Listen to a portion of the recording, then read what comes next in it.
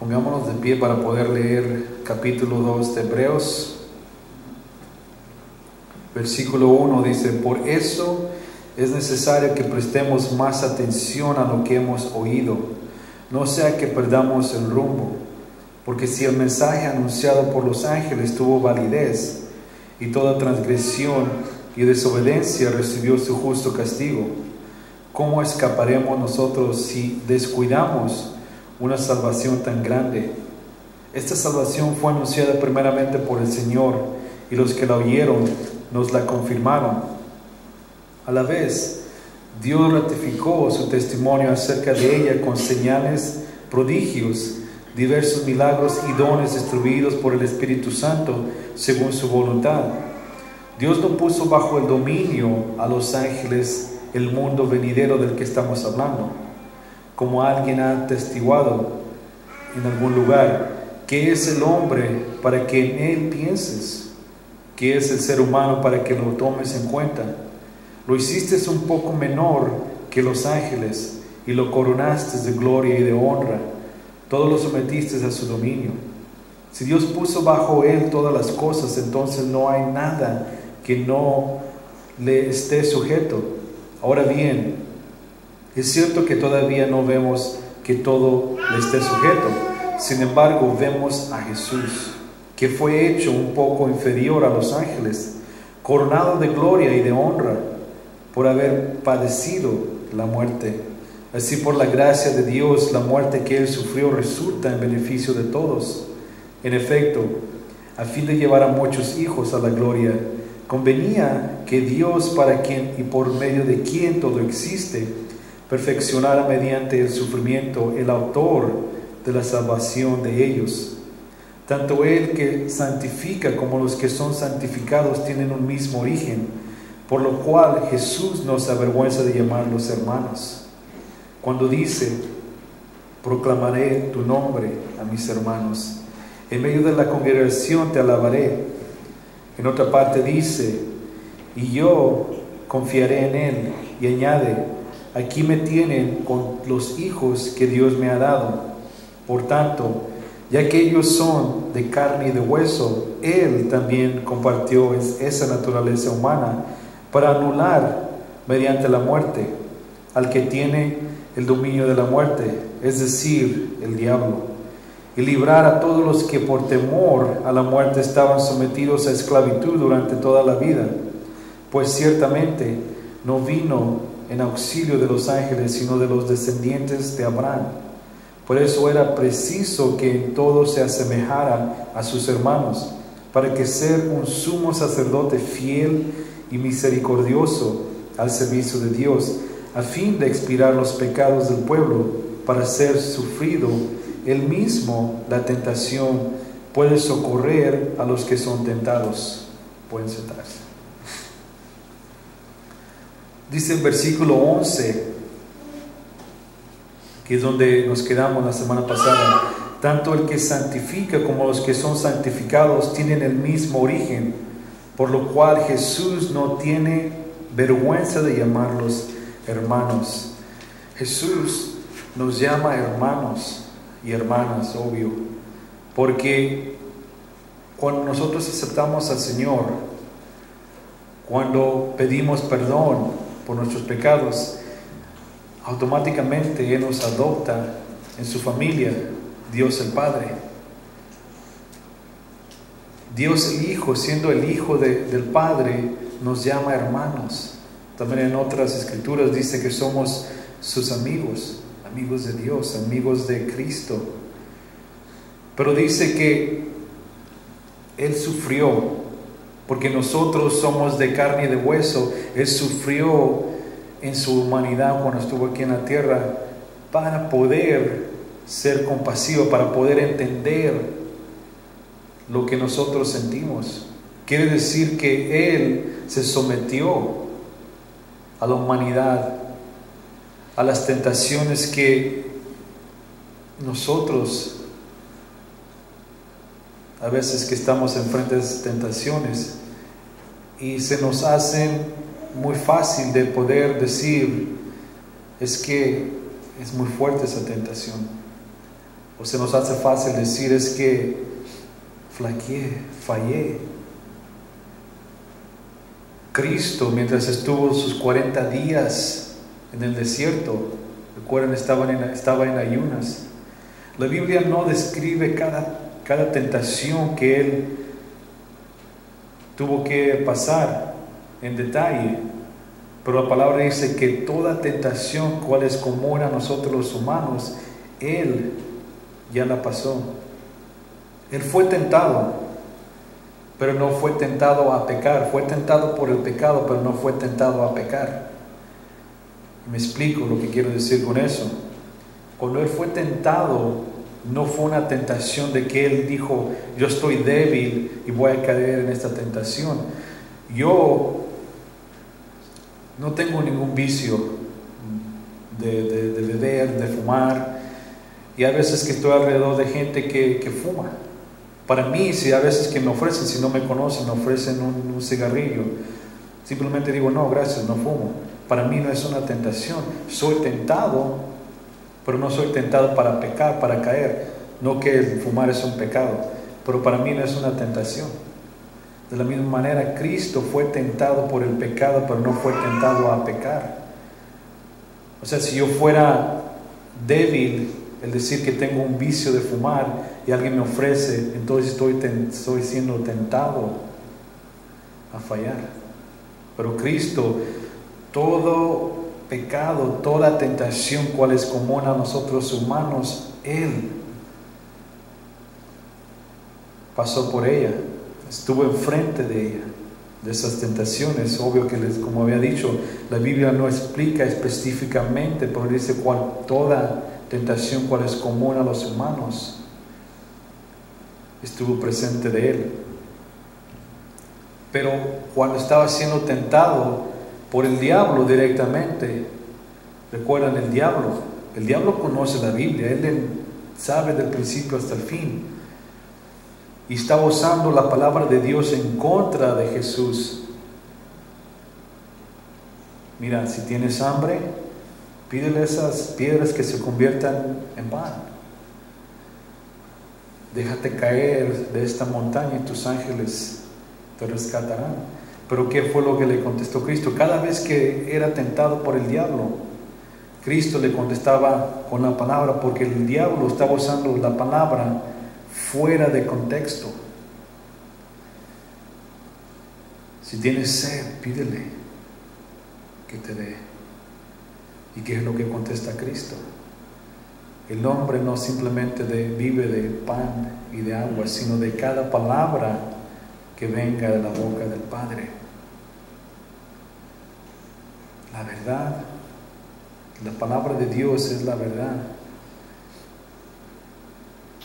Y cuando nosotros hablamos de la palabra de Dios siendo la verdad, especialmente en estos últimos tiempos en los que vivimos, donde la gente, incluyendo cristianos, dicen, bueno, esa es tu interpretación de la palabra, esa es tu interpretación de la verdad. No, la verdad es la Biblia. Si la Biblia dice, usándola en contexto, no sacando ciertos versículos para hacer nuestra propia agenda, es la verdad. Cuando Cristo estaba ante Poncio Pilato, que Cristo le dijo, yo soy el camino, no un camino, yo soy el camino, la verdad y vida. Y Poncio le contestó, ¿qué es verdad? La verdad estaba frente de él, porque la verdad es la palabra de Dios. Y recuerdan que la palabra de Dios se encarneció, y la palabra de Dios, la verdad, estaba frente de él, y él no aceptó la verdad. Cristo, la palabra dice que Él fue al delante de nosotros, como quien dice, es un capitán que va al mando, que va al frente. Con un capitán, sea de un ejército, sea de cualquiera, Él primero va enfrente. Él va enfrente a la batalla. Él es el primero que tiene que enfrentarse a lo que venga para que nosotros, después de que Él haya pasado por eso, nos pueda ayudar. Y la palabra dice que Él ya fue, Él ya estuvo, Él ya sabe. Por eso Él nos promete que nos va a llevar a través de esa batalla. Después, me estoy adelantando un poco, en el siguiente capítulo habla de el descansar, el descanso que Él nos da, porque esas batallas en realidad no las peleamos nosotros. Las batallas son peleadas por Él, Cristo. Nosotros simplemente tenemos que confiar y creer por fe. Eso es lo que la cristianidad, el ser cristiano, un cristiano verdadero, es la fe de creer en Cristo. La fe de que cuando Él dice algo, nosotros creer de que lo va a hacer. Porque Él es verdad. Cuando Él estaba enfrente de los fariseos, que sanó al paralítico, los fariseos sabían que solo Dios podía perdonar los pecados, que solo Dios podría sanar a alguien enfermo. Y ellos no aceptaban la verdad que estaba enfrente de ellos. Más bien lo llamaban blasfemeo. Porque según ante ellos estaba levantando falsos en contra de Dios, pero porque Cristo sabía sus corazones, conocía sus corazones y conoce nuestros corazones, les dijo que es más fácil decir que sus pecados son perdonados o que está sanado, para que vean que el Hijo del Padre tiene poder. Le dijo enfrente de ellos: amigo, levántate y anda, tus pecados son perdonados. O sea, a la misma vez sanó y perdonó los pecados de Él. Eso lo dice en Lucas 5, 17 al 26. Así es que si yo tengo fe de que Dios hizo eso, yo creo que Él hizo eso, yo como cristiano tengo que tener la fe en creer de que Él me va a llevar a través de cualquier tormenta. Y cuando yo falle a través de esa tormenta, a través de esa prueba, Él me va a levantar.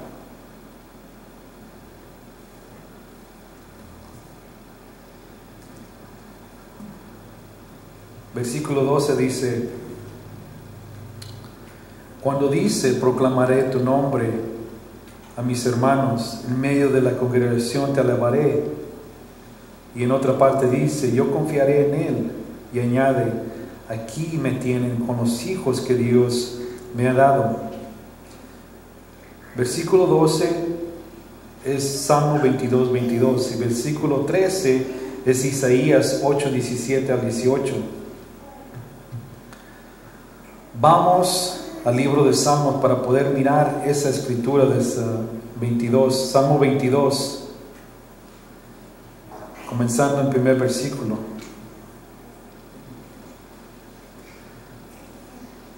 Dice: Dios mío, ¿por qué me has abandonado? Este es cuando Cristo estaba ya en la cruz, que sintió el abandono, no más el abandono del mundo, sino también el abandono del Padre, porque Él tuvo que sentir ese sufrimiento que nosotros también sentimos.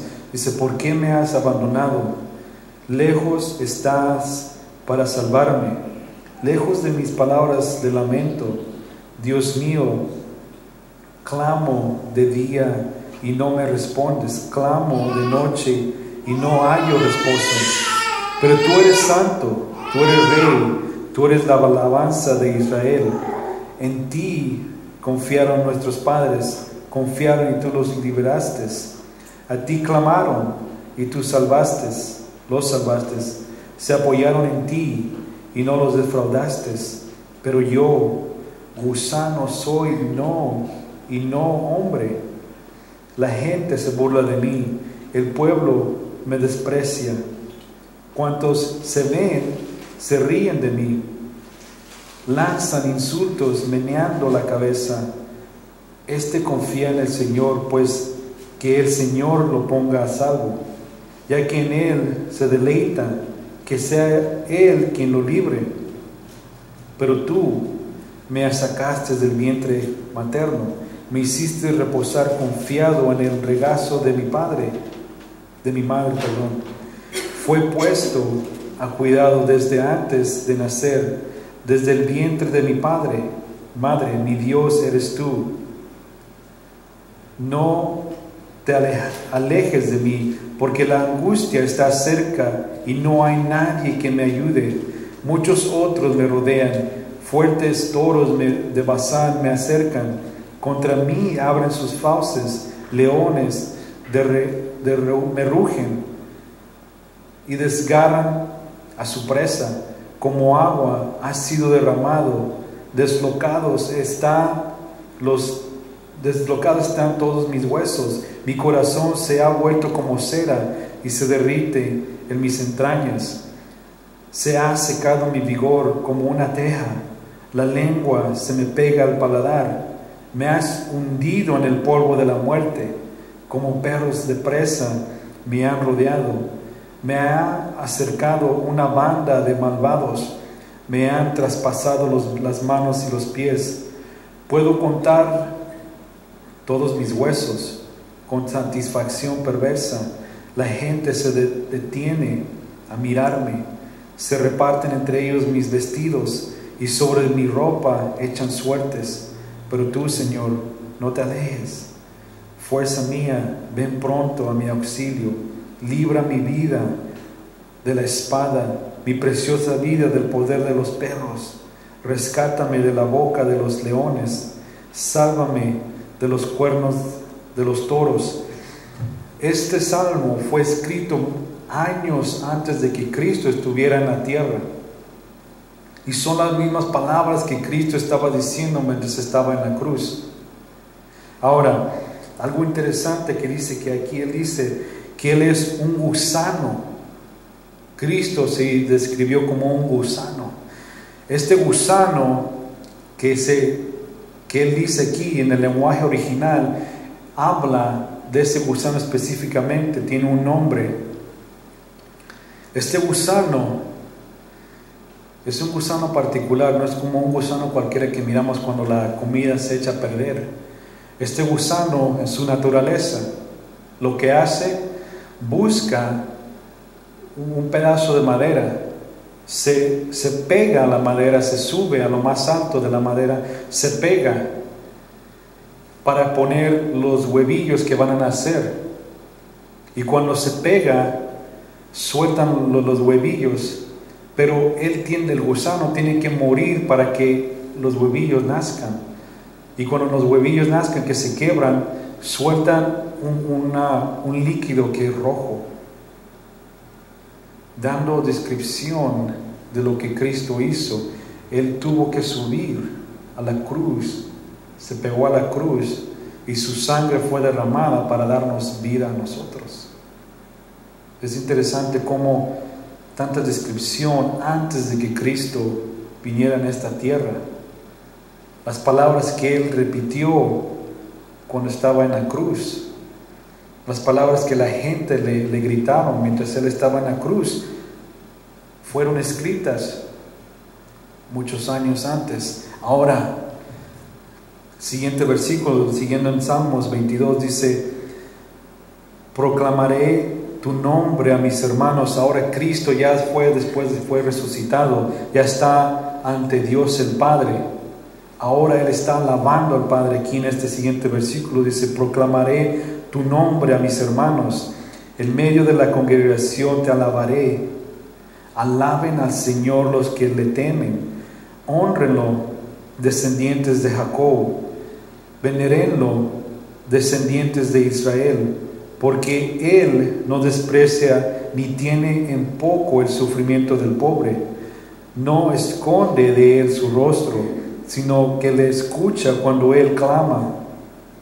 Tú inspiras mi alabanza en la gran asamblea. Ante los que temen, cumpliré mis promesas.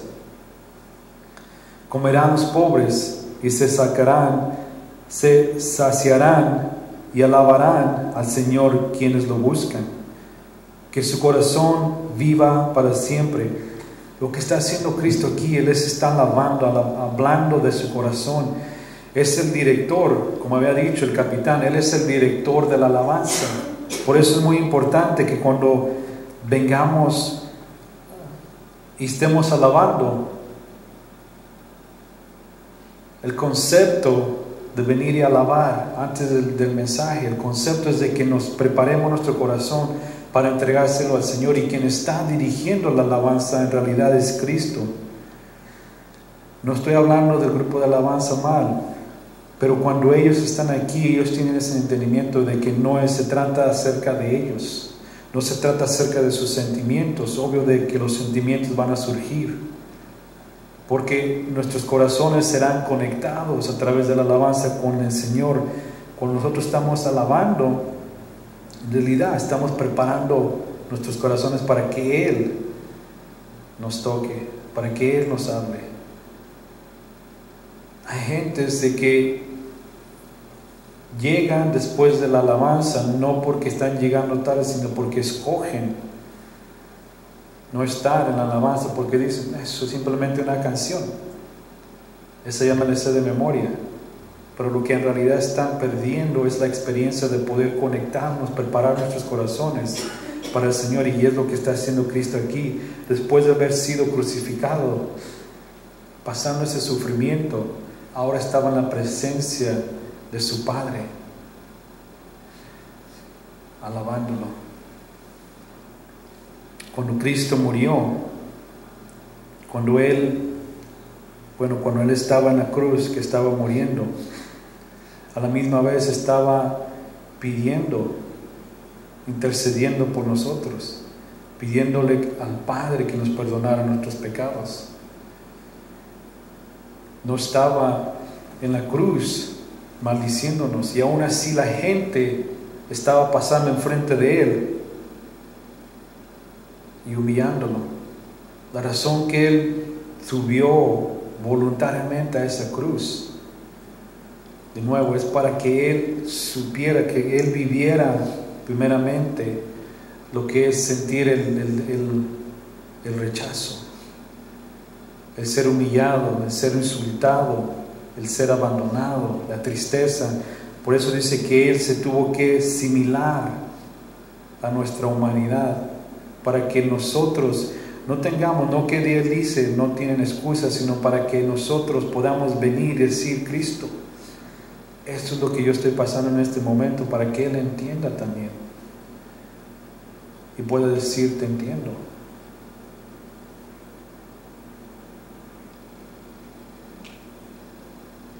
Y cuando Él estuvo en la cruz, todos esos pecados se le fueron puestos ante Él.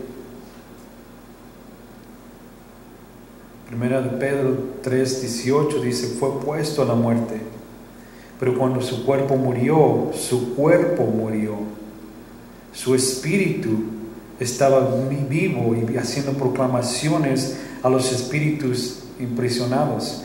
Quiere decir que Él, Cristo en espíritu, porque Él es un espíritu, es una creación, perdón, no es una creación, pero Él es un espíritu, nosotros somos una creación con espíritu. Él estuvo presente ante los espíritus que estaban imprisionados. ¿Dónde? En el infierno. Porque nosotros estamos en tiempo. Nosotros vivimos en años, minutos, segundos. Cristo, Dios, no vive en tiempo. Él entra al tiempo. Entró al tiempo. Y Él estuvo presente. Tristemente, el infierno está lleno de creyentes, ahora creen. Y Cristo estuvo allí presente. Los 3 días que su cuerpo estuvo muerto, Él aún estaba obrando, aún estaba trabajando. Continuando el siguiente versículo 14 dice, por tanto, ya que ellos son de carne y de hueso, Él también compartió esa naturaleza humana para anular mediante la muerte el que tiene el dominio de la muerte, es decir, el diablo, y liberar a todos los que por temor a la muerte estaban sometidos a esclavitud durante la vida, toda la vida. Nosotros que estamos salvos, que somos salvos, no tenemos nada que temer a la muerte. Ahora, el proceso de llegar a la muerte es diferente. Yo estoy ganoso de crecer, envejecer al lado de mi esposa, pero yo sé que a través de el crecer, de envejecer, vienen los dolores del cuerpo, porque somos humanos. Nuestro cuerpo no fue creado, bueno, originalmente sí fue creado para la eternidad, pero por el pecado nuestro cuerpo se va a decaer con el tiempo, y eso es lo que no me gusta. Eso no es lo que yo quisiera. Yo quiero disfrutar mi ansiedad al lado de mi esposa, aún siguiendo a Dios, claro. Y dice versículo 9 de nuevo, que Él probó la muerte. El probar la muerte es algo muy grande, porque, como había explicado anteriormente en el estudio de Nehemías, Nehemías, él era la persona que probaba cualquier bebida, cualquier comida, antes que el rey se comiera o bebiera, para ver si no envenenaban, querían envenenar al rey. Ahora, si el rey miraba que Nehemías no cayó muerto, entonces él comía. De la misma manera, Dios, Cristo, tomó ese veneno para que nosotros no muriéramos espiritualmente. Y Él probó lo que es esa muerte.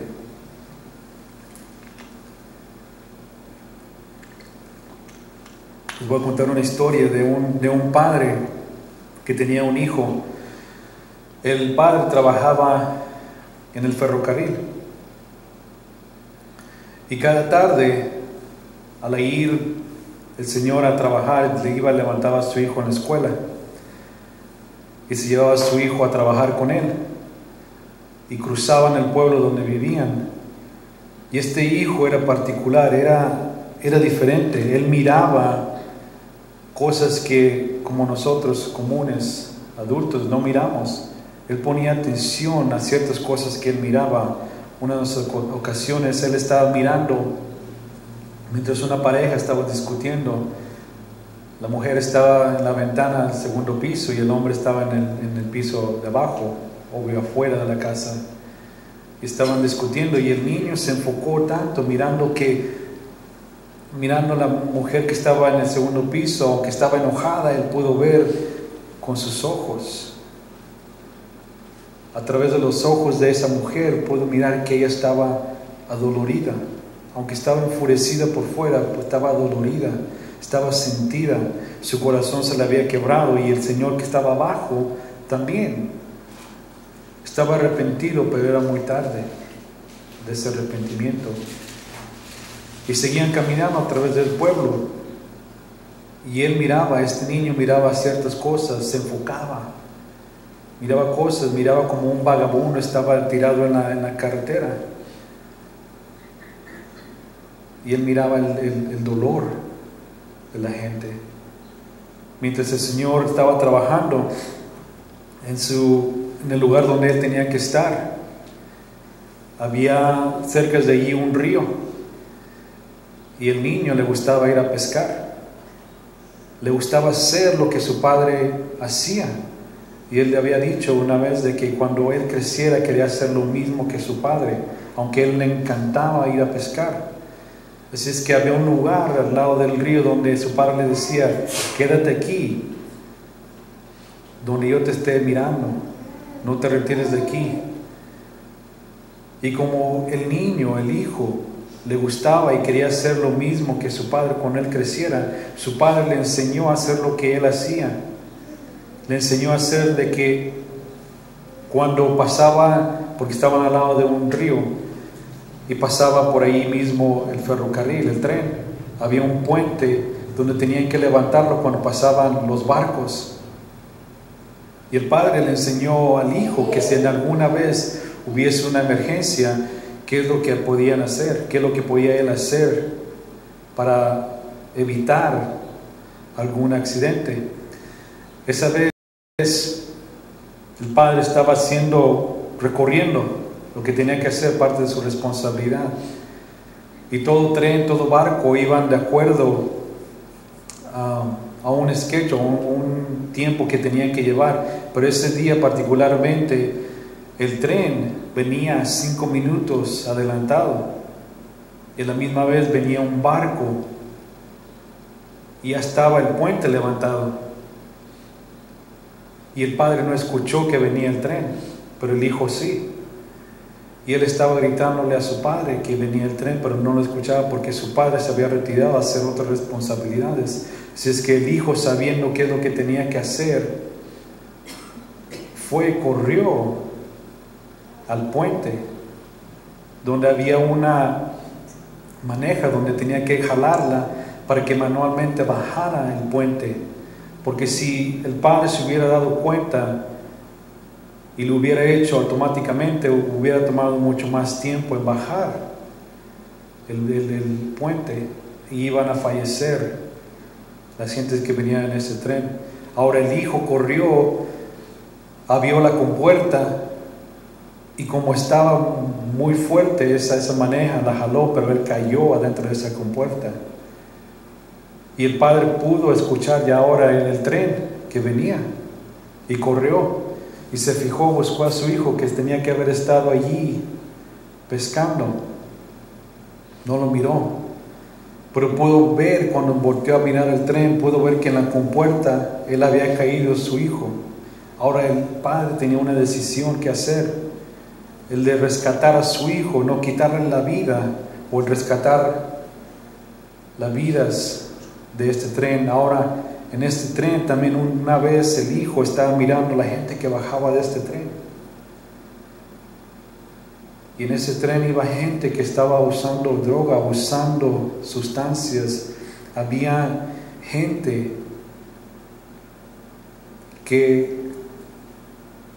pecadora. Y el padre ahora estaba enfrente de esta decisión. Él sabía que si bajaba el puente, su hijo iba a fallecer. Pero a la misma vez él sabía que si no lo bajaba, miles de personas iban a morir. Lo que hizo el padre fue una decisión muy dolorosa. Bajó el puente, perdiendo a su hijo y salvando miles de gentes. Esa es una historia simbólica a lo que Cristo hizo, a lo que el Padre, nuestro Padre Dios hizo.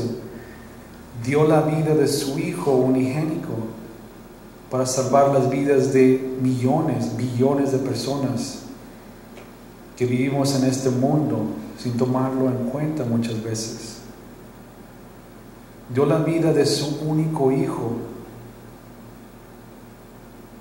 Y al ver el Padre, ver que su hijo fue apachurrado, murió, su corazón se le quebró y él estaba llorando mientras la gente iba pasando como si nada.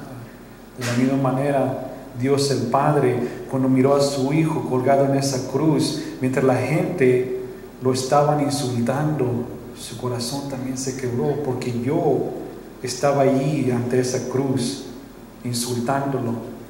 Yo fui quien lo clavó. Yo estaba presente. Yo fui quien lo golpeó, quien lo latigó. Y cada vez que somos desobedientes, en realidad lo que estamos haciendo es insultando a nuestro Padre,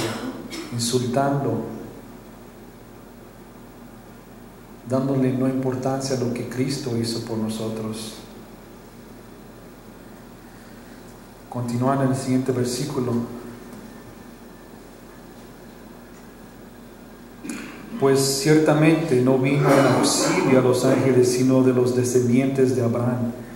Él no vino, Cristo, a salvar a los ángeles.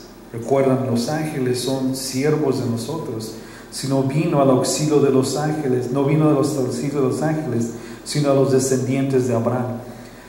Si nosotros, si ustedes que son salvos, son llamados descendientes de Abraham.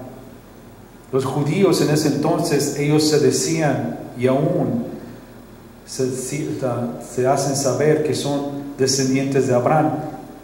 Pero Cristo él mismo les dijo, si ustedes en realidad fueran descendientes de Abraham, hubieran de hacer lo mismo que Abraham hizo. Porque Abraham siguió a Dios por fe, hizo lo que Dios le pidió por fe, creyó en Dios, que Dios le iba a dar un hijo a su alta edad. Pero ustedes no creyeron, no creen, y más bien son hijos de su padre el diablo, dice Juan 8:39-44. Y este padre, el diablo, es un asesino y un mentiroso, dice la palabra. Y a nosotros, por fe, se nos llaman descendientes de Abraham. Porque Abraham tuvo fe mucho antes que llegara la ley que fue traída por Moisés. Y nos llama Dios descendientes de Abraham. Y ellos, los judíos en ese entonces, los maestros de la ley, los sacerdotes, tenían la verdad enfrente de ellos, eran expertos en la ley, no creían.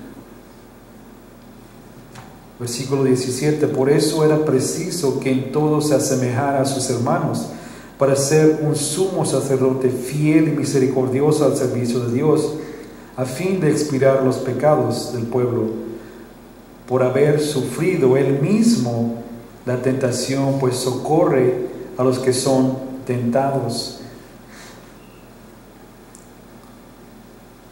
Él, Cristo, pudo en cualquier momento decir, me entrego mi espíritu y no iré a la cruz. Puedo mandar a un ángel a esa cruz. Pero él, por su propia voluntad, siendo obediente a lo que el Padre le había dicho que hiciera, tomó en humanidad, vivió en humanidad lo que nosotros vivimos. Quiere decir que él sintió hambre, sintió frío, sintió tristeza, sintió alegría. Estuvo presente mirando nuestros pecados. Él, la palabra dice que él se convirtió en nuestros pecados. Solamente nosotros individualmente, y Cristo conoce qué es ese pecado, qué es esa suciedad de pecado vive en nosotros. Un sacerdote en ese entonces era escogido. Se dice que Cristo fue un sacerdote. En ese entonces un sacerdote era escogido una vez al año a entrar, a ofrecer sacrificios y dar ofrenda ante la majestad de Cristo, de Dios. Pero ese mismo sacerdote era escogido siendo uno de los mejores. En Levíticos 16 y Éxodo 28 explica en detalle qué eran los rituales que tenía que hacer, de lavarse, de limpiarse, de ofrecer esos sacrificios, primero por sus pecados y después por los pecados de la gente, del pueblo.